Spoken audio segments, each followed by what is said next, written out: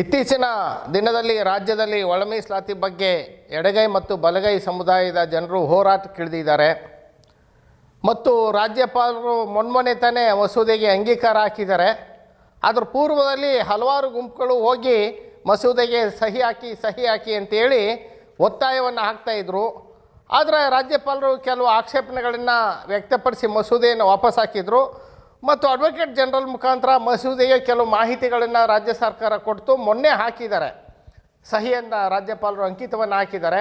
ಆ ಮಸೂದೆಯಲ್ಲಿ ಏನೇನು ತಪ್ಪುಗಳಿತ್ತು ಅನ್ನುವಂತಹ ಕೆಲವು ಅಂಶಗಳನ್ನು ನಾವು ನೋಡಬೇಕಾಗುತ್ತೆ.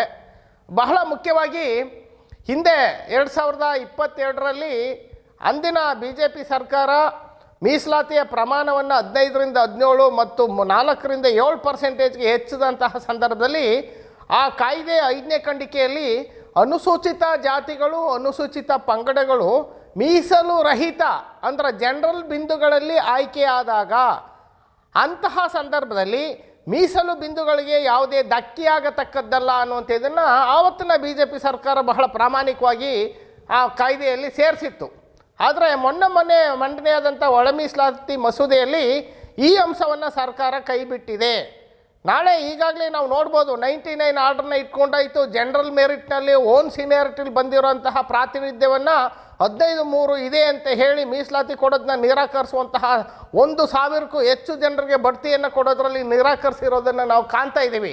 ಅದೇ ರೀತಿ ನಾಳೆ ಜನರಲ್ ಮೆರಿಟ್ನಲ್ಲಿ SC STಗಳು ಬಂದಾಗ ಅವ್ರನ್ನ 15-3ರಲ್ಲಿ ಪರಿಗಣಿಸಿದ್ರೆ ನಿಜವಾದಂತಹ ಕೆಳ ವರ್ಗದ ಸಮುದಾಯದ ಪರಿಶಿಷ್ಟ ಜಾತಿ ಪರಿಶಿಷ್ಟ ಪಂಗಡದವರು ಮೀಸಲಾತಿ ಬಿಂದುಗಳಲ್ಲೇ ಆಯ್ಕೆ ಆಗೋದಕ್ಕೆ ಅನ್ಯಾಯ ಆಗ್ತದೆ. ಅಂತಹ ಅನ್ಯಾಯವನ್ನು ಈ ಮಸೂದೆಯಲ್ಲಿ ಸೇರ್ಪಡೆಗೊಂಡಿದೆ. ಹಾಗಾಗಿ ಇದನ್ನು ಕೈ ಬಿಡಬೇಕು ಅನ್ನುವಂಥ ಅಂಶಗಳನ್ನು ಬೆಳಗಾಂ ಅಧಿವೇಶನದಲ್ಲಿ ಎಲ್ಲ ದಲಿತ ಶಾಸಕರುಗಳಿಗೆ ನೀಡಲಾಗಿತ್ತು.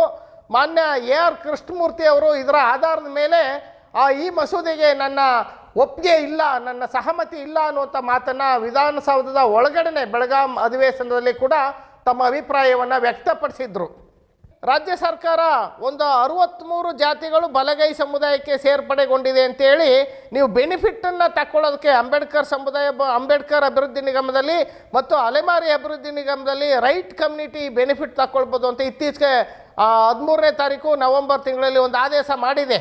ಆದರೆ 63 ಜಾತಿಗಳು ಬಲಗೈ ಸಮುದಾಯಕ್ಕೆ ಸೇರ್ಪಡೆಗೊಳ್ತದೆ ಎನ್ನುವಂಥ ಅಂಕಿಅಂಶಗಳನ್ನ ಬಿಟ್ಟು ಬರೀ 19 ಜಾತಿಗಳು ಈ ಬಲಗೈ ಸಮುದಾಯಕ್ಕೆ ಸೇರ್ಪಡೆಗೊಂಡಿದೆ ಎನ್ನುವಂಥ ಅಂಶಗಳನ್ನು ಈ ಮಸೂದೆ ಒಳಗಡೆ ಸೇರ್ಪಡೆಗೊಳಿಸಿದ್ದಾರೆ. ಹಾಗಾಗಿ ಉದ್ದೇಶಪೂರ್ವಕವಾಗಿ ಬಲಗೈ ಸಮುದಾಯದ ಜನಸಂಖ್ಯೆಯನ್ನು ಕಡಿಮೆ ಮಾಡಲಾಗಿದೆ. ಹಾಗಾಗಿ ಇದು ತಪ್ಪು ಅಂಕಿಅಂಶಗಳಿಂದ ಕೂಡಿದೆ ಎನ್ನುವಂಥದ್ದು ಈ ಮಸೂದೆಯ ಅಂಶಗಳು. ಇದರ ಜೊತೆಯಲ್ಲಿ 3/9/2025ರಂದು ಏನು ಮೀಸಲಾತಿ ಆದೇಶವನ್ನು ಹೊರಡಿಸಿದ್ದಾರೆ ABC ಅಂತ ಏನು ಗುರ್ತು ಮಾಡಿ ಆ ಮೀಸಲಾತಿ ಬಿಂದುಗಳ ನಿಗದಿಯಾಗಿರೋದು ಒಂದು ಅವೈಜ್ಞಾನಿಕವಾದಂತಹ ಅಂಶಗಳಿಂದ ಕೂಡಿದೆ. ಬಹಳ ಮುಖ್ಯವಾಗಿ 2, 4, 6, 8 ಬಿಂದುಗಳಲ್ಲಿ 4 ಬಿಂದುಗಳು ಜನರಲ್ಗೆ ಹೋಗಿದೆ. 1 SCಗೆ ಬಂದಿದೆ ಮತ್ತು 9 SCಗೆ ಬಂದಿದೆ. 14ಕ್ಕೆ ಬರೋದು 15ಕ್ಕೆ ಬಂದಿದೆ. 21ಕ್ಕೆ ಬರೋದು 23ಕ್ಕೆ ದೂಡಿದ್ದಾರೆ. ಹಾಗಾಗಿ ಇದು ಅವೈಜ್ಞಾನಿಕವಾಗಿದೆ. ಯಾವ ಆಧಾರದ ಮೇಲೆ ಈ ಮೀಸಲಾತಿ ಬಿಂದುಗಳನ್ನ ಗುರುತಿಸಿದ್ದಾರೆ ಅದು ತಪ್ಪಿದೆ. 1977ನೇ ಇಸ್ವಿಯಲ್ಲಿ 1, 7, 14, 21, 27 ಇತ್ತು. ಅದನ್ನೀಗ 14ರ ಬದಲು 15, 21ರ ಬದಲು 27ಕ್ಕೆ ದೂಡಿದ್ದಾರೆ. STಗೆ 2ನೇ ಬಿಂದು ಇತ್ತು, ಅದನ್ನ 3ನೇ ಬಿಂದುಗೆ ದೂಡಿದ್ದಾರೆ. ಈ ಅಂಶವನ್ನು ನಾವು ಗಮನಿಸಿದಾಗ 4 ಜನರಲ್ನವರು, 1 ST, 2 ಹಿಂದುಳಿದ ವರ್ಗ ಇವೆಲ್ಲರಿಗೂ ಸಿಕ್ಕಿದ ನಂತರ SC ರೈಟ್ ಕಮ್ಯುನಿಟಿಗೆ 9ನೇ ಬಿಂದುಗೆ ಬರುತ್ತೆ ಮತ್ತು C ಗ್ರೂಪ್ಗೆ 15ನೇ ಬಿಂದುಗೆ ಸಿಗುತ್ತೆ. ಅಂದರೆ C ಗ್ರೂಪ್ನವರು ಮತ್ತು B ಗ್ರೂಪ್ನವರು ಜನರಲ್ಗಿಂತ ಮತ್ತು ಹಿಂದುಳಿದ ವರ್ಗಕ್ಕಿಂತ STಗಿಂತ ತುಂಬ ಸಾಮಾಜಿಕವಾಗಿ ಮೇಲ್ಗಡೆ ಇದ್ದಾರೆ. ಹಾಗಾಗಿ ಇವ್ರಿಗೆ ಉದ್ಯೋಗದ ಪ್ರಮಾಣ 9ನೇ ಸಿಕ್ಕಬೇಕು 15ನೇ ಸಿಕ್ಕಬೇಕು ಅಂತ ನಿಗದಿಪಡಿಸಿರುವಂಥ ಆದೇಶ ಅವೈಜ್ಞಾನಿಕವಾಗಿದೆ. ಆ ಅಂಶಗಳನ್ನು ಈ ಆಕ್ಟ್ನೊಳಗಡೆ ಕೂಡ ಸರಿಪಡಿಸಿ ಸೇರ್ಪಡೆಗೊಳಿಸಬೇಕಾಗಿತ್ತು.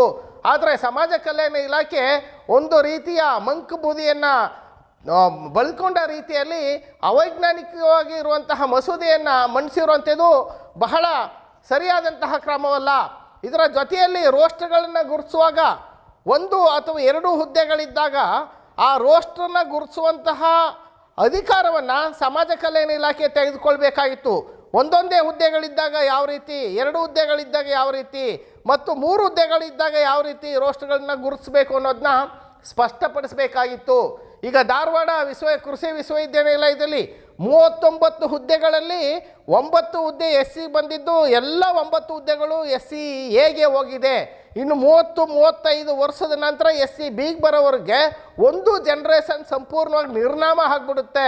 ಹಾಗಾಗಿ ಮೀಸಲಾತಿಯನ್ನು ನಿಗದಿಪಡಿಸುವಂತಹ ಮ್ಯಾಟ್ರಿಕ್ಸನ್ನು ಕೊಡೋದ್ರಲ್ಲಿ ಸಮಾಜ ಕಲ್ಯಾಣ ಇಲಾಖೆ ಬಹಳ ಎಡವಿದೆ. ಆ ಎಡವಿರೋದನ್ನು ಸರಿಪಡಿಸದೆ ಈ ಒಂದು ಮಸೂದೆಯನ್ನು ಸಿದ್ಧಪಡಿಸಿರುವಂಥದ್ದು ಬಹಳ ವೈಜ್ಞಾನಿಕವಾದಂತಹ ಕ್ರಮ ಆಗೋದಿಲ್ಲ. ಈ ಎಲ್ಲ ಅಂಶಗಳನ್ನ ಇಟ್ಕೊಂಡು ಈ ಒಳ ಮೀಸಲಾತಿಯ ಅಂಶಗಳನ್ನು ಕೂಲಂಕುಷವಾಗಿ ಪರಿಶೀಲಿಸಿ ಚರ್ಚೆ ಮಾಡಿ ಅಭಿಪ್ರಾಯಗಳನ್ನ ತಕ್ಕೊಂಡು ಮಸೂದೆಯನ್ನು ಸಿದ್ಧಪಡಿಸಬೇಕಾಯಿತು. ಸನ್ಮಾನ್ಯ ಸಿದ್ದರಾಮಯ್ಯ ಸಾಹೇಬರಿಗೆ ಮಹದೇವಪ್ಪ ಸಾಹೇಬರು ಇದ್ದಾರೆ, ಅವರು ಎಲ್ಲವನ್ನೂ ನೋಡ್ಕೊಳ್ತಾರೆ, ನನಗೇನು ರಿಸ್ಕ್ ಇಲ್ಲ ಅನ್ನುವಂಥ ಬಲವಾದ ನಂಬಿಕೆ ಏನಿತ್ತು ಆ ನಂಬಿಕೆ ಎಲ್ಲೋ ಒಂದು ಕಡೆ ಹುಸಿಯಾಗಿದೆ. ಇದು ಬಲಗೈ ಸಮುದಾಯಕ್ಕೆ ಮತ್ತು ಕೊಲಂಬ ಸಮುದಾಯಕ್ಕೆ ನುಂಗ್ಲಾರದಂತಹ ತುತ್ತಾಗಿದೆ ಮತ್ತು ಮರಣ ಶಾಸನವಾಗಿದೆ. ಆ ರೀತಿ ಈ ಒಂದು ಮಸೂದೆ ಸಿದ್ಧಪಡಿಸಿರುವಂಥದ್ದು ಬಹಳ ಅವೈಜ್ಞಾನಿಕವಾದದ್ದು.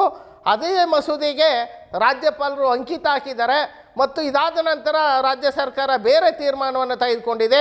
ಆ ಮಸೂದೆ ಜಾರಿಯಾಗೋದು ಮತ್ತು ಬಿಡುವಂಥದ್ದು ಮುಂದಿನ ದಿನಗಳಲ್ಲಿ ಚರ್ಚೆ ಮಾಡಿ ನಿರ್ಧಾರ ಆಗಬೇಕಾಗುತ್ತೆ. ಈ ಮಸೂದೆಯಿಂದ ಪರಿಶಿಷ್ಟ ಜಾತಿಯ ಬಲಗೈ ಸಮುದಾಯಕ್ಕೆ ಯಾವುದೇ ಉಪಯೋಗ ಆಗೋದಿಲ್ಲ ಅನ್ನುವಂಥ ಅಂಶವನ್ನು ನಾನು ಬಹಳ ಸ್ಪಷ್ಟವಾಗಿ ವ್ಯಕ್ತಪಡಿಸ್ತಾ ಇದ್ದೀನಿ.